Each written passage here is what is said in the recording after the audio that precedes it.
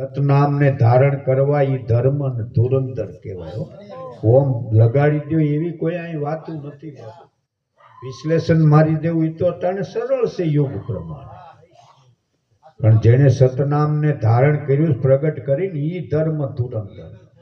ધર્મ એટલે ચૈતન્ય આત્મા, એ નામ એને જેને ધારણ કર્યું છે એ ધર્મ ધુરંધર છે.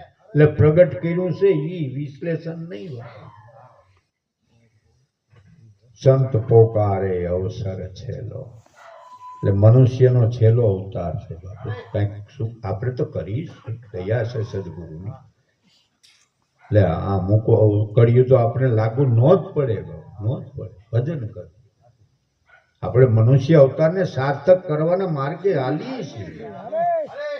પછી જો એક સીધું છે બાબુ, તમે 36% સુધી પાસ થઈ જાવ. મને તેટલી ખબર. કેટલા ટકા? 36%.